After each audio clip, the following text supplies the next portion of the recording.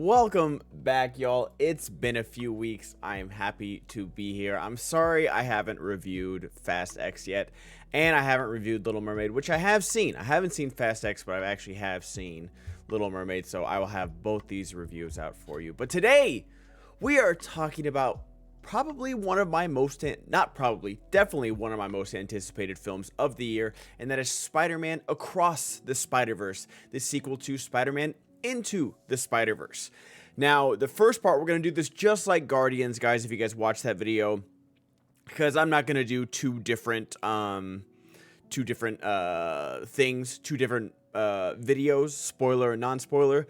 I'm going to take, I'm going to do all non-spoiler right now. I'm going to do the countdown you just saw again, and then I'll put up this big old spoiler graphic, and we'll be into spoilers, because there's a lot to talk about in this movie. But let's talk non-spoilers, and the first thing I have to talk about is the animation.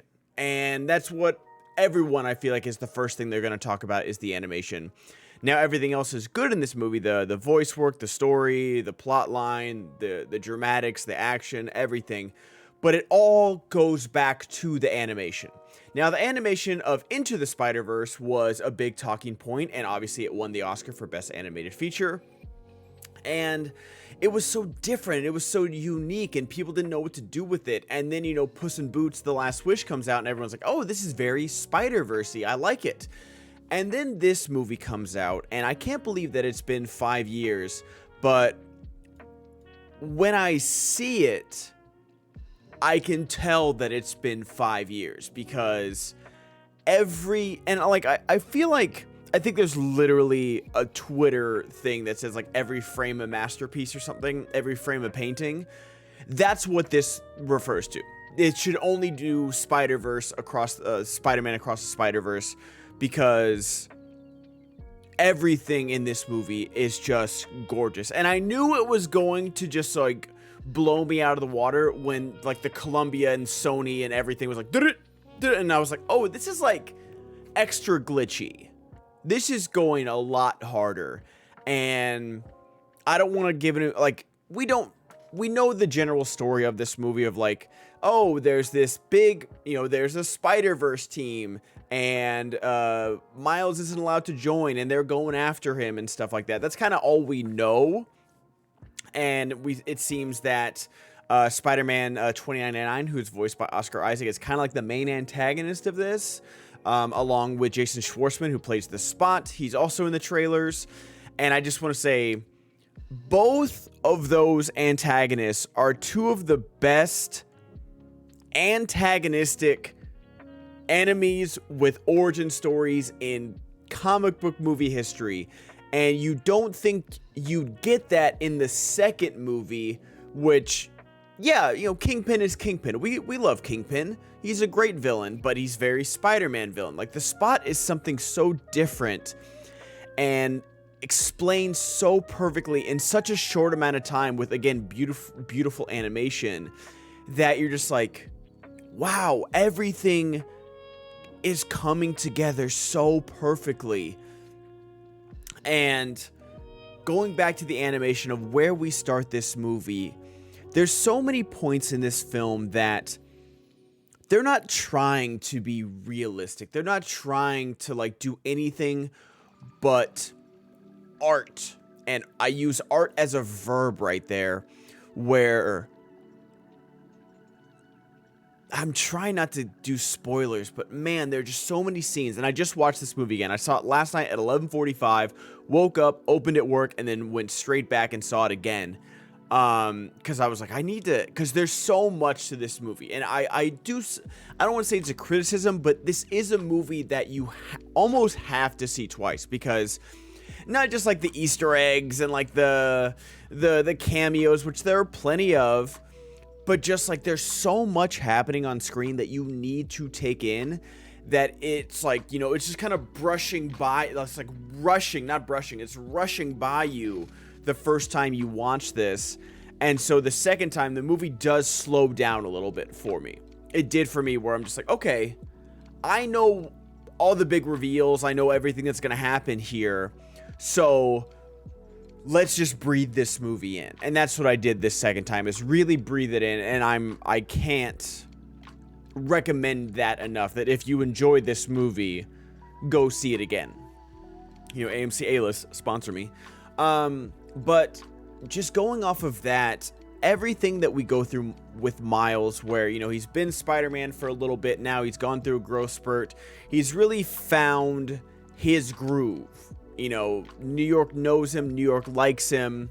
He works with his dad as a cop. You know, his dad doesn't know who Spider-Man is, but, you know, he's trying. And then when he meets all the spider people, he has to figure out, like, what his story is. He has to figure out what he wants from being Spider-Man and what he wants from life. And I really enjoyed that, because so much of this movie, and so much of the first movie, you know, with Spider-Man Noir and, you know, all of them, like, they're all telling their origin stories. Radioactive spider, someone important in their life dies, they become a Spider-Man. That's basically the A, B, and C of Spider-Man. And we all love him. But so much of this is about questioning those things. Questioning what makes you Spider-Man. Questioning the choices that you make. Was Spider-Man thrust upon you? Did you choose to be Spider-Man? Were you forced to be?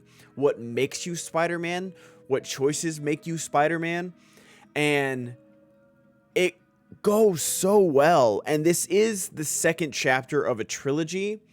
And I kind of knew that, but then, like, it was confirmed in the movie. There is a to be continued, and that's not a spoiler. That's been out there. I've seen other reviews that say that too.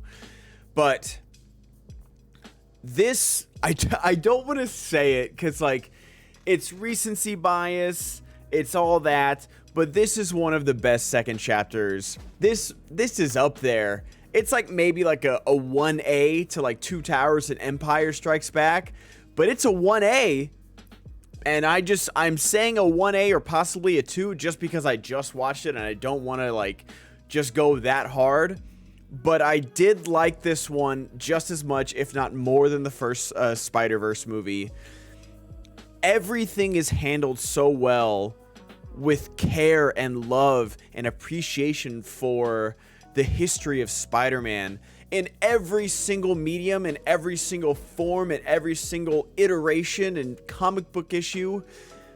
Yes, there are cameos. Yes, there are, oh, hey, look at that. But that doesn't make the movie good. The movie is good, and there are also those things. And I feel like studios missed that point where it's like, let's make the movie good.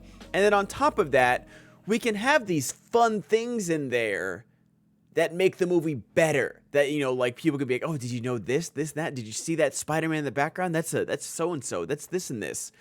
And that's what makes this movie so good.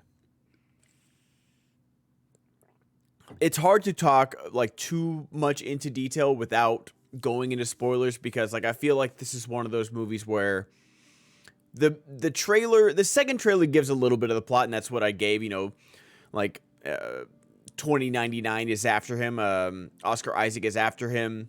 It seems like, you know, he's running from all the Spider-Man. That's like the big money trailer in the shot. But other than that, this movie just did so many things so well. And I'm so excited for the third one. I guess we're getting it next year. I didn't realize that. I was like, oh my God, are we going to have to wait another 5 years? Like, oh, wait. We know it'll be worth the wait. But I'm glad, I guess they did, you know, the Lord of the Rings strategy of, like, doing them back to back, which I'm very, very happy about. But everything about this movie, I heard, you know, people say, like, it's a little bit long, and I can't understand that. I'm not ignoring that, but especially the second time, it didn't feel too long to me.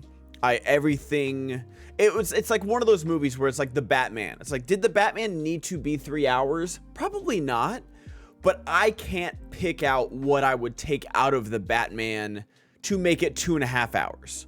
And I can't pick out what I want out of this movie to make it 2 hours flat. Like, I think this movie could have been 2 hours flat, but I don't know where the 20 minutes I'm going to take out of this movie to do it, because it's structured so well, it flows so well, and just everything about it just absolutely sings. The voice work, I feel like Shamik Moore got a little bit overlooked in the first movie because, you had Jake Johnson, coming in and throwing 90. You had Nicolas Cage coming in as Spider-Man Noir, everyone's favorite. John Mulaney as Spider-Ham. And, even Chris Pine is the first Spider-Man that, is one of the most Spider-Man ever in his 5 minutes of screen time. He's so good. And just like Shamik Moore was like, yeah, he was good. This is his movie. And along with Gwen Stacy, with Haley Steinfeld, but this is definitely his movie and his story, and this is kind of like where this confirms that. And, the What's Up Danger moment in the first one is so gorgeous. There's like 10 of those in this. It's crazy. But he does such a good job of bringing Miles to life and giving us that next step of Miles. Giving us like a different Spider-Man. Because I love Peter Parker. I do. I love Tobey Maguire. I like what Andrew Garfield tried to do. I just don't think he's given the best material. Everyone loves Tom Holland and what he's done in the MCU. I love Yuri in the PS4 games. He's great as well. And so many Peter Parkers have been around.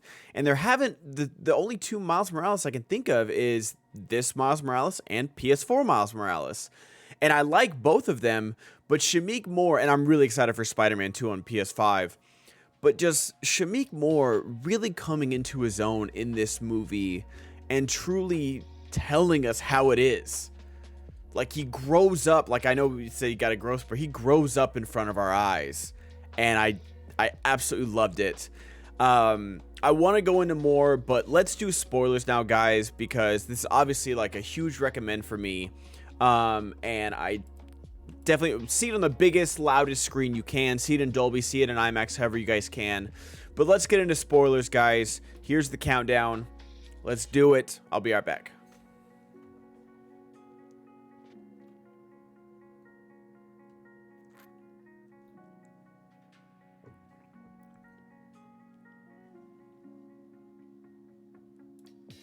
Alrighty, spoiler talk, here we go. You guys have been warned. So the movie, I don't know if I'm going to go play-by-play with the movie and everything, but where I wanted to talk about the animation style was Gwen Stacy's world. And I never know what a spoiler is. I feel like I could have talked about it in non-spoilers, but just I want to talk about, well, especially Gwen Stacy's world when we open the movie, it's like very artistically done. Like, they're not really doing backgrounds. The backgrounds are just colors. Just like these paintings that you would like see at a museum more than like landscape or cityscape or even just an apartment.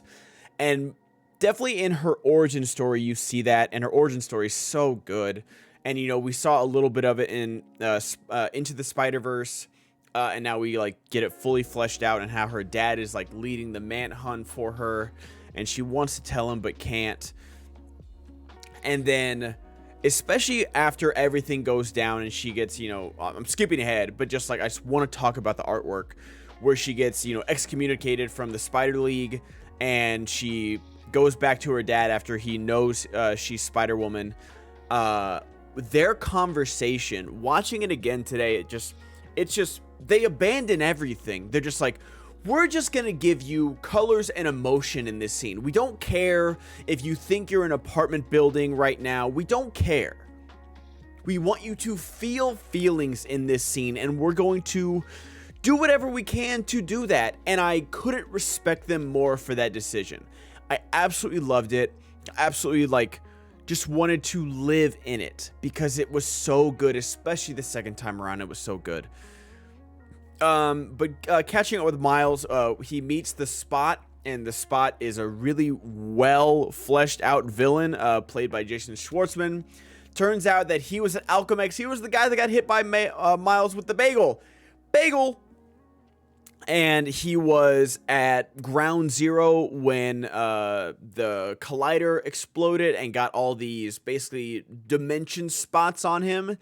And I love that it goes into like how disrespectful and jokey Spider-Man can be with his villains. Just like he's beating the crap out of them all while being like, you're not that important, just a villain of the week. And Spot makes that his motivation. He's like, you just want me to be a villain of the week, huh? No, like I created you because my portal brought in the spider that bit you from Earth 42. That spider was a different dimensional spider, and that's why you're Spider-Man. And then you created me because you blew up the collider, and the collider created all these spots. So we're supposed to like do this dance forever. And you know, Miles like, whatever. I gotta go to my my PTA meeting. And I love just like that. Like, it's just that simple, but it ties everything together so well. And his backstory and just like the animation of like him discovering his powers is so gorgeous. Jason Schwartzman, I didn't know, you know, I'd seen Spot in the trailer, but I didn't know he was going to be like the antagonist. I thought, you know, it'd be the Act 1 villain. It seemed like Oscar Isaac was going to be the main antagonist of like why he can't join the Spider League, and you know, that's like the big mystery of the movie. But Jason Schwartzman puts in a really great performance where it starts out very funny, where he's like arguing with a bodega owner about, oh, let me just rob you, I'm sorry, I don't have a job, like you're making this really difficult for me to rob you. And then just really be like, just like, oh, you want to see a villain? I'll show you a villain. I love his transformation. It was so good. And all the other Spider-Man are great too. You know, Karan Soni as Spider-Man India, Pavitir Prabhakar, sorry, I know I just butchered that really bad, is great when they go to Mumbattan. I thought Mumbattan, I think that's correct. But man, that place is awesome, and it was great. His design is beautiful. Oh, like I don't want to get lost in like the design of all the Spider-Man. Let's stick with like the plot, because all the design of Spider-Man are just perfectly done. But we find out why Miles can't join the League of Spider-Man. I'm just calling it that. The League of Spider People. It's because Miguel O'Hara, he fights anomalies. Like, he's got the multiverse powers. He's got, you know, the little wristwatch that lets them like multiverse jump and fight anomalies, because when the collider opened up, it kind of opened up everything. It turns out that Miles is the original anomaly. Like I said, the Spot, when he was working at Alchemy X, he transported in the spider from Earth 42 that was supposed to bite somebody on Earth 42 and make them Spider-Man. But instead, it bit Miles and made him a Spider-Man. And then because he was Spider-Man and in the wrong place at the wrong time, Peter Parker, played by Chris Pine, died protecting him. And so Miles became an anomaly in his own world. And that scene is just so powerful. It's so well done. I knew, you know, there's something up. You know, there's something Gwen's not telling us. There's something Peter B. Parker. Sorry, I don't know why I'm. Ugh. You know, there's something they're not telling us, and it's that. And it's done so perfectly. And the moment they talk about canon, where there's moments in a spider person's life that form them. You know, like Gwen Stacy's dad dying, or like, you know, a police chief, a police captain that's close to Spider-Man that works with him dies saving a child, and that goes along. Uncle Ben, you know, whoever version of Uncle Ben dying is a canon event, and Peter interrupts them, Miles interrupts one on Spider-Man India's dimension, and it like supposedly creates this black hole. It might have been created by Spot. It might have been created by this non-canon event, because Miles interrupts it by saving somebody. And you can't have that, because Miguel O'Hara tried to replace another Miguel O'Hara that died, and apparently the entire world got wiped out, is what he said. And sorry, like I'm always so bad at describing just like plot details. So, turns out Miles' dad is just about to become captain, and the Spot is going to kill him in 2 days' time, and they're saying that we can't let you leave now because this has to happen. And Miles trying to escape, and Hobie, I didn't know he was voiced by Daniel Kaluuya, but that makes it even better, Spider-Punk, who's been like we get introduced to him, and like Miles is a little jealous because like he has a relationship with Gwen. You know, like, oh, you've been sleeping over at my place. Like, you know, nothing's happening. They're just friends. I hope, because I ship that relationship so bad. But in that moment, like, he's like, oh, I'm anti-government, I'm anti-this, like, I don't like labels, but I'm in a band, I don't like, I'm a solo act, but I like working for this team. And so, like, he's kind of contradicting himself. He's just like, but the moment that Miles gets trapped by, like, the hologram, and he goes, here we go, he's like, you're not helping Hope. He's like, good.